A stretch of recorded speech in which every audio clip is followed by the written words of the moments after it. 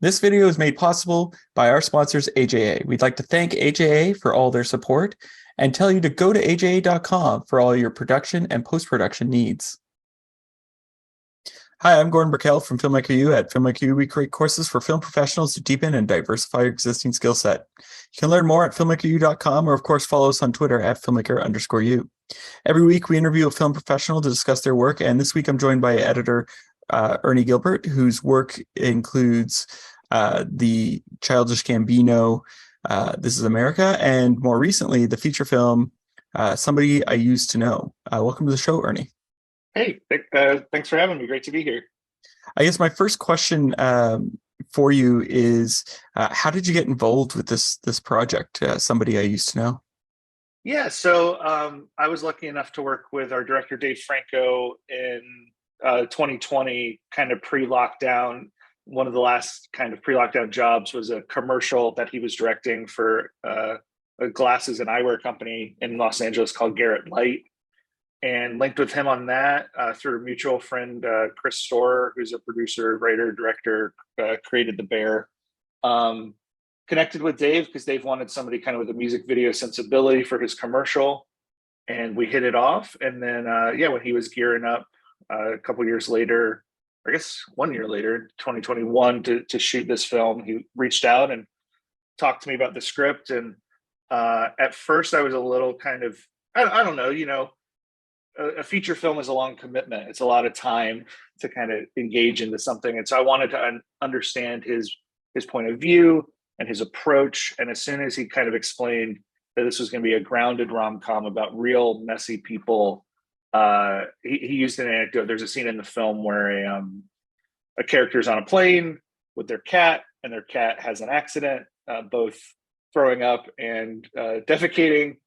And he was kind of like, what's the real version of that? What's the version of that just feels very human, not the comical, over the top, barf spraying all over the place. And as soon as he kind of walked me through his approach and how he wanted to tackle the subject matter, I was very, very happy to be involved.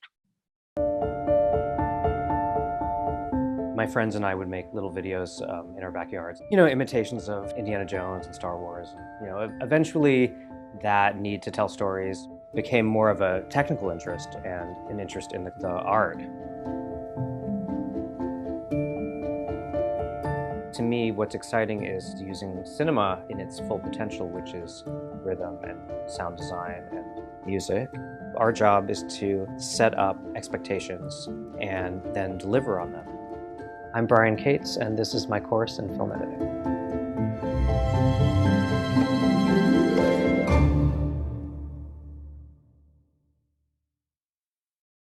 Well, and the scene you're talking about also has the parents who are upset because the baby's been crying the whole time. Well, now, in terms of the story, one of the things I found interesting is, so essentially what Alison Brie's character is doing is very unlikable. Mm-hmm. So when you're working on a project, how do you deal with characters who essentially are have unlikable traits, but you want to make sure that the audience is engaged? Like, we want to still follow through and keep up with the story. So was that a discussion in the edit suite? Like, how did you guys work that so that we still engaged with her? That's a great question. I feel like we, on the page, Allison and Dave covered this film and just did such a beautiful job of giving subtext and motivation and all of those classic filmmaking things to help us along that path. My big thing is finding kind of universality through specificity. Like, we've all kind of been through, not all of us have been the head of a reality TV show about desserts on an island, but we all have probably all have lost a job, have all been in a place where maybe our parents are trying to reach out to us and we're kind of ducking their calls or ignoring them. So I think for me, it was leaning into those things that felt very universal to that experience. And so even though she's not doing likable things, she is on a path that, some of us, I think a lot of people have treaded, and she is trying to make sense of things. And, ultimately, I'm a believer that, like, messy characters are the people that feel the most real to me. And so anytime I'm watching a film and there's a messy character who maybe I don't agree with everything they're doing, if they're a compelling character, if they have a point of view, if they're, being funny or silly or making me laugh, I don't know, I'm along for the ride a little bit. And I think, at least my hope is, by the end of our film, all of these characters who were messy, who did do some awful things at different parts of the film, all have kind of not a redemption arc, but they all have an arc where they all went through this, they all learned something, they're all changed from it. And then as an audience, we're changed as well. I mean, at least that's my hope. Well, and so because they always refer to editing as the last rewrite. So what changed from the script that you guys had to alter in post or rework in post? Honestly, not too much. I think the montage scene, the date night scene between Jay Ellis and Alison Brie, that was a little bit longer on the page. And we felt that like we were able to kind of steal and Allison and Jay are just so great as actors and performers. And we were able to just sell a lot, I think, through looks that originally was kind of just scripted, these longer play scenes. And we turned that more of into a montage, which I think just gave a little bit of energy up top. Other than that, I mean, it was really just, it was just carving. It was a lot of carving, some projects you work on, there's big lifts, a whole scene gets deleted, a whole, structure gets reoriented. But this was a lot of carving. This was just finding kind of the perfect moment, the perfect performance, the little beat, the little look to just give those characters that three-dimensionality. So because I think about, like Danny Pudi and Alison Brie both come from Community, and I feel like there was some ad-libbing in that show, or there was a little more room for playing in there. So in the footage that you got, was there a lot of ad-libbing, or was it mostly by the script?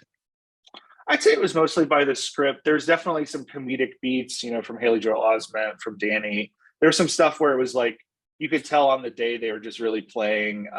Danny and Allison have such this amazing chemistry on screen because they are in real life, my understanding, is best friends still post Community. So I think for them, it was just, an opportunity to try to poke each other, to, prod to get the best reaction or laugh or whatever. But yeah, as far as an improv oriented, it really wasn't. Again, there was Amy Sedaris, another great comedic actor, has an awesome scene early in the film, and I think she had some funny alts and whatnot. But yeah, really, it was to the script. It was really there on the page, which to me as an editor, there's different ways to look at it, right? There's the intentional version. There's the version that's like, we do it to the script.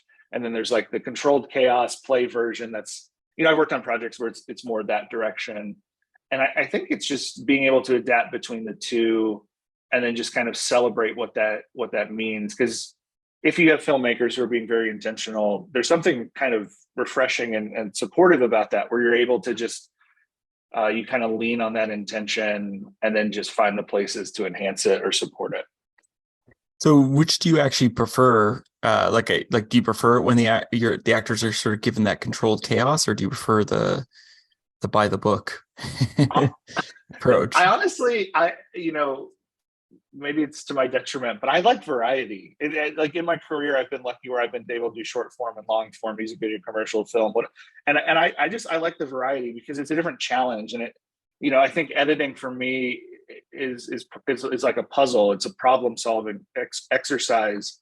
And so it's just a different way to, you have some shoots where like you get footage in, you're cutting a commercial and like maybe the talent was like an NBA star who left an hour into the shoot.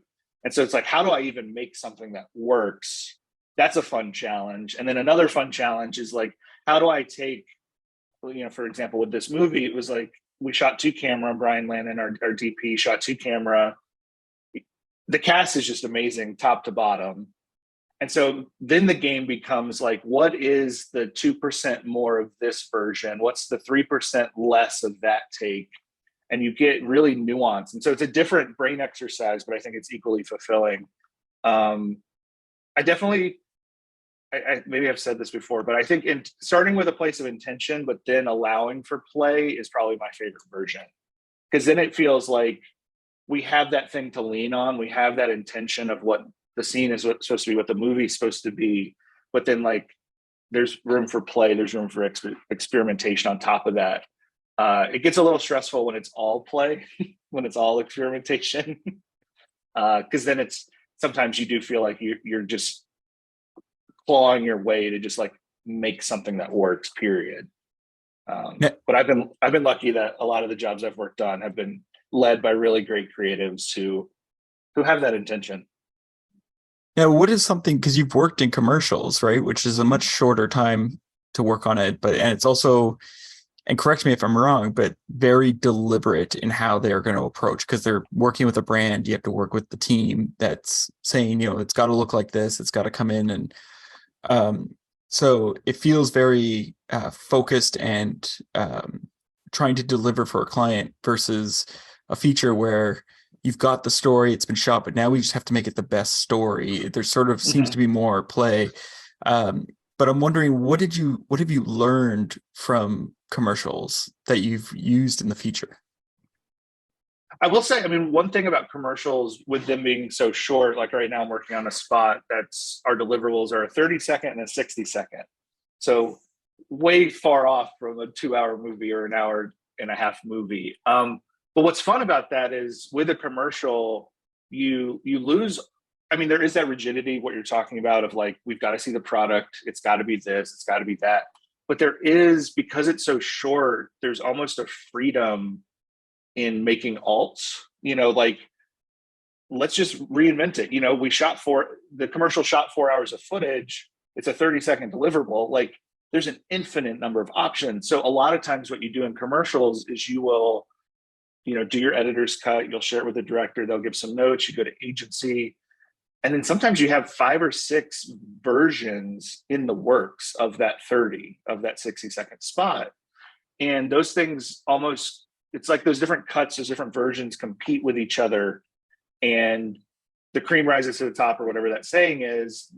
You through that play and exploration of the different versions and just being open to just totally trying something crazy. Like, what if we start on this? Or what if we just totally jettison that section of this commercial? And you have that freedom to play because it is such a short time period, 30 seconds, 60 seconds. Making 5 different versions of a 30-second spot is a lot faster than making 5 different versions of a 2-hour movie.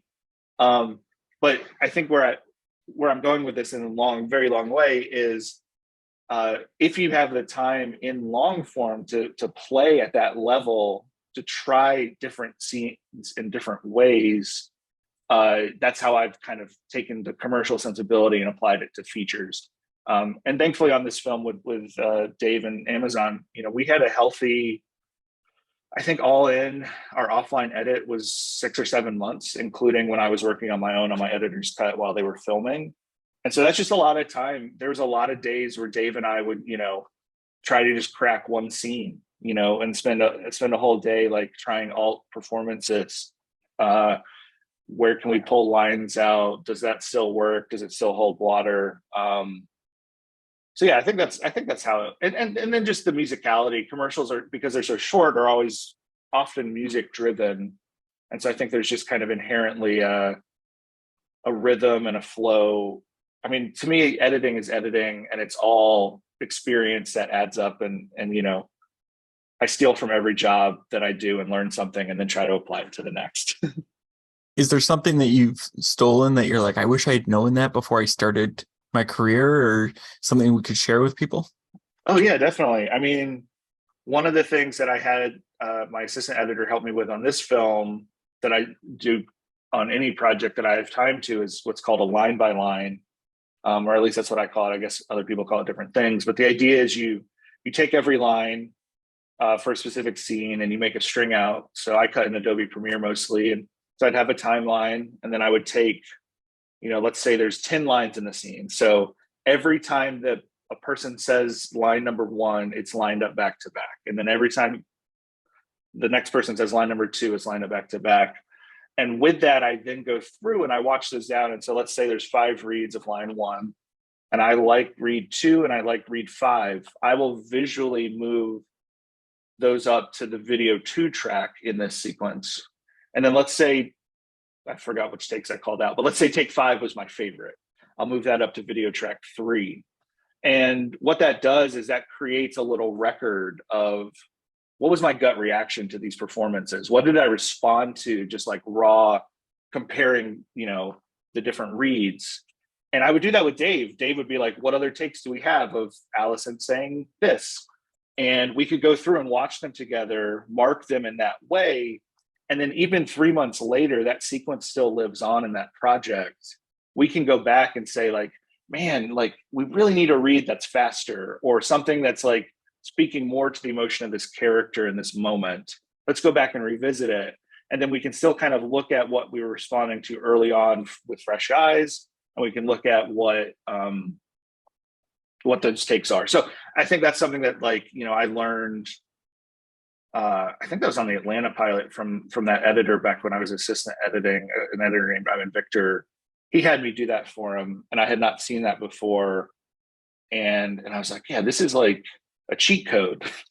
Because, a lot of times you're just, if you don't have script sync or you don't have some sort of, tracking of that stuff, it's easy to get lost in the weeds. And I don't know how other people's brains are, but the way my brain is if I go digging for a take, I'll get distracted. I'll see something I like and I'll be like, oh, I want to try that. Let me pull that in. And then 5 minutes go by and I've forgotten about the original thing I was trying to pull in.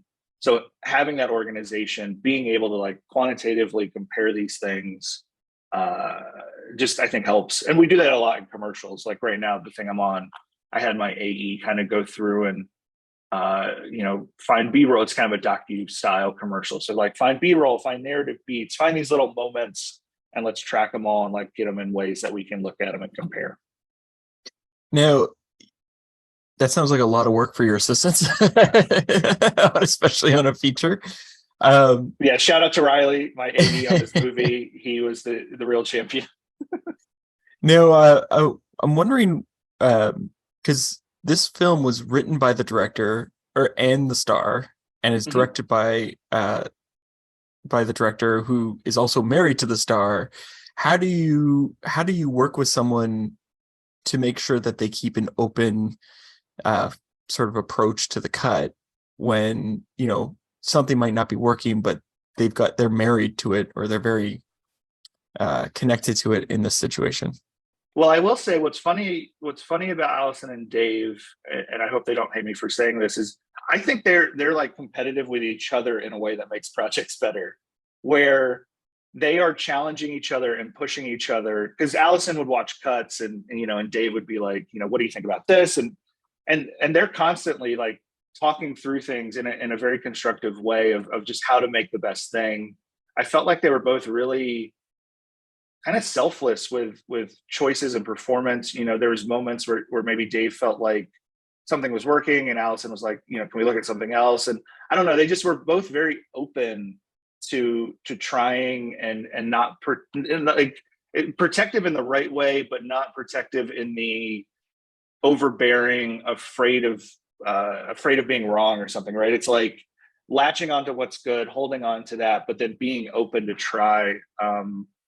And I think it goes back to that idea of intention. They wrote this together at the start of the pandemic lockdowns. They set out to write this thing very quickly, to speak to some experiences that they had and some thoughts about life. And I think they just went in with intention, and they knew what they wanted. I mean, I've been very lucky that that's happened a lot in my career, where I've worked with filmmakers who were so heavily involved kind of through all the steps. I was the assistant editor on Atlanta seasons 1 and 2. And that was a situation where, Donald's writing it, Donald's starring in it, Donald's directing some of them. It removes a little bit of the noise. I definitely can see what you're saying about like maybe people getting too attached or, protective or something and not open to some other way. But I think what I like about it is it streamlines, and it feels like it's a very specific point of view. And then it's my job as the editor to come in and kind of enhance that, support that. And then in some places, challenge it maybe, or give a different point of view. And that's the fun of it. It's just how do you navigating all those personalities and fighting. My hope is that everybody I work with is at the end of the day fighting for the best project, the best movie at the end, and not for some other, whatever. Now, is there a scene in the film that was really difficult to get it to work, but you're really proud of the outcome? I think I talked about this with somebody. The scene where they're playing, where Kiersey Clemons' character, her band from Seattle is like playing their final show, and then she kind of dares Allison to come on stage and perform an improvised song. It's this pivotal moment, like I guess near the halfway point of the film, and it was just a monster of like two days of shooting, 50 extras. There's 2 songs that need to be performed. There's comedic beats that need to land. There's story elements where, Kiersey is kind of catching on to Allison's attempts to maybe flirt with Jay. Jay is sandwiched in the middle of not sure how he feels. He's torn about, he wanted to get, I guess, spoiler warning. He was going to get married because he thought him and Kiersey were, Cassidy, that character, were pregnant, and that ended up not being the case. And so now they're kind of questioning what their future is. And so just a lot to happen. And then on top of that, it's like 2 music videos in one. So that was definitely, it was hard from the sense that there's just a lot of footage and a lot of things to juggle. And that's where I really leaned on like my assistant editor for the line by lines and for kind of helping me structure and organize the project in such a way that I almost treated it like a music video, where those sections I would have multicams with every performance take kind of stacked up. So at any moment I could kind of see what's in sync with the song right now, what can we cut to? And then really it was just heads down, just like, I think it ended up taking me like three days to get an editor's cut of that scene. And then when Dave and I got into it in the edit, it was probably a couple of weeks of just, maybe not a couple of weeks, maybe a week, but just trying different things, finding the pacing. Where do you dip the music down so Haley Joel Osment can do the worm? There's stuff that's in sync and there's stuff that's out of sync, and just, how do you balance that? Now, I have one last question for you. What would you say is your favorite guilty pleasure film or TV show to watch? Man, what do I always go to? I think it's a genre. So the prototype of this genre would be the Michael Mann film Heat, which is your classic like heist movie, get the gang together, get the big score, last one and I'm out.